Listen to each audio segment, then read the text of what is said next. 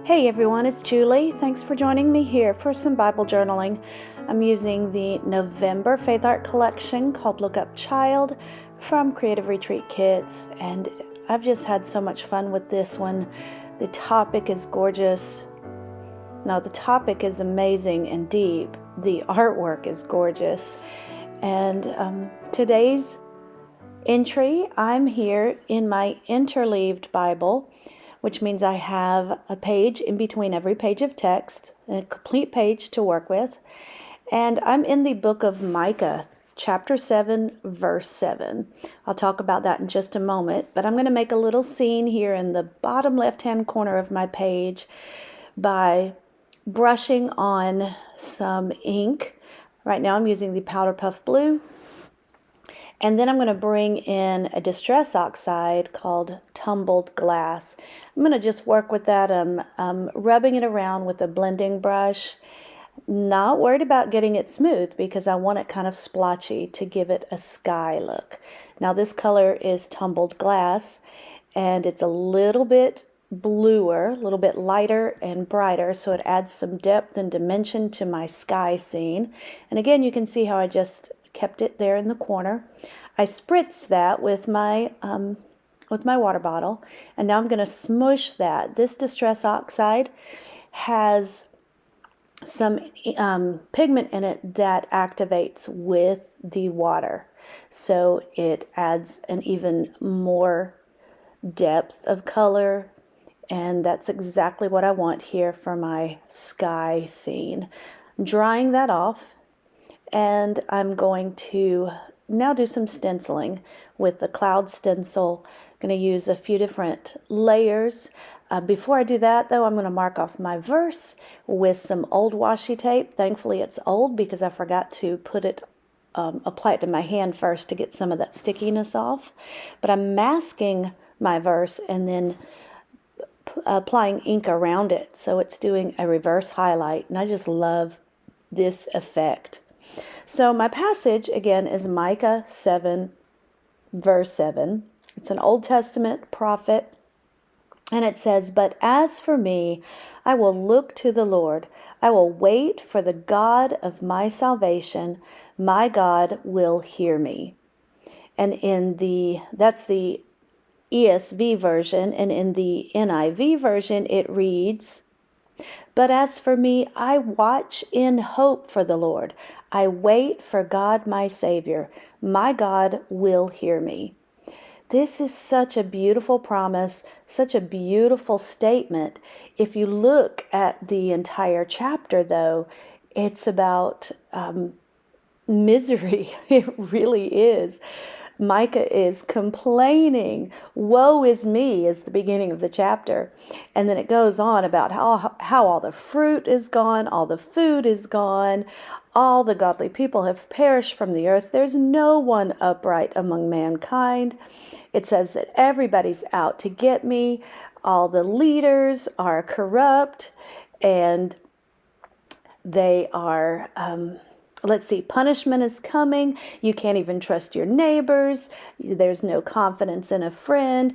It says, even be careful what you say to your family members. Your son and your daughter rise up, your daughter-in-law, and the men in your own house all are against us. So it's really a telling statement here that Mike is feeling pretty bad about things. And sometimes we're like that too. Our life can be, whether we perceive it or it's actually falling apart around us, and there's nobody we can trust. Micah reminds us here that we can still always trust in God. We can always look to God. I will look to the Lord. I will wait for the God of my salvation. My God will hear me. I will watch in hope. So if we look up, keep our eyes fixed and pressed on God and wait for Him to work, He is going to work out whatever we're going through. He's got our best plan in mind, and He will take care of us. My God will hear me. A little bit later, the next verse, it says, "When I sit in darkness, The Lord will be a light to me. So, brothers and sisters mostly, I know, look to God. Keep our eyes focused on Him. Look up, child. He tells us that, to look up, and keep watching and waiting for His salvation. Here in this life, what we're dealing with day by day, but also keep watching and keep waiting for that second coming when He will return, and this life will be over because He will have victory. He will have just saved us all and take us home with Him. And we can just float up in the sky like this balloon here. So on screen, I've been stenciling the cloud, and then I came in and stenciled it with some white acrylic paint, and then dried that. And then I added a little bit of the blue just on the bottom side of it, to give a little bit more depth to that white acrylic paint. And you notice that I did one of the stenciling on top of the balloon, so that the balloon is actually kind of floating in the air with clouds behind it, clouds in front of it. And then because I have all that white space, I added some black splatter paint with just some black watercolor and wet it and lightly tapped the paintbrush, splattered it. Here, I'm very lightly picking up some ink with this cloud stamp that came in the kit. Same stamp set as that balloon came with. And I like the way that all looked. So here, I'm date stamping one of these labels. And I'm going to put that on my page. And because it was crooked, then I just stamp it off again so that it looks like it's supposed to. Now, I thought I would use the blue letters, or at least use a mixture, but I didn't have enough T's in the blue alphas. So I'm switching to yellow, which means I need to add some yellow to my background here. So I'm just brushing a little bit of that yield, that yellow, bright yellow color, which is beautiful, and it's peeking out through the clouds like the sun does. That light will come through if we keep watching and waiting. So I'm getting my alphabet here, my letters, and I'm going to spell out watch and wait. I like that alliteration of the two W's in my title, so that's why I'm going with it. And then, so I place those. I'm going to add a few wonky hearts. I love the color combination here, the blue and the yellow. It's so hopeful and encouraging. I wanted to find a smaller font to use for the word and, so I went through my stash. This one didn't have any more N's, but alas, I just turned a U upside down. So I pulled out some. Always keep your old alphabets stickers on hand so that you can use them for just little things like that. So now I'm going to balance out my complete picture with these hearts. I've got the two blue ones on either side of the words, and then I'm going to bring in a yellow one for the other side just to balance it. Not that blue one. I'm going to change it out for a yellow. And then I'm going to add a tag up at the top, a tab up at the top. But before I do that, the letters and the hearts are kind of getting lost in that sky because the yellow was light. So I've sped this up because I go very slowly as I'm outlining my letters so as to not make a stray mark. But I love how it comes to life when I speed that up. It looks pretty cool. Watch and wait. And then I'm going to outline my passage over there.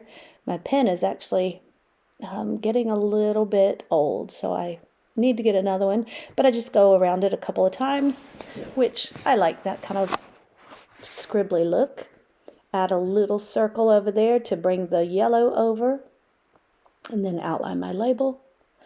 And what I'm going to do for my tab up at the top is take one of the journaling cards that is in the Faith-Filled Digitals.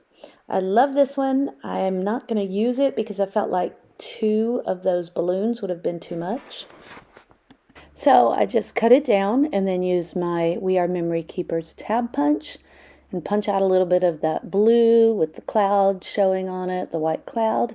And I'm going to pull out one of the word fetties. I'm taking a look at what I've got, And because if you are a subscriber, you get 2 sheets of the cardstock stickers. And so I had another one that said look up. And then I'm going to use one of the little yellow hearts to bring that yellow up to the top.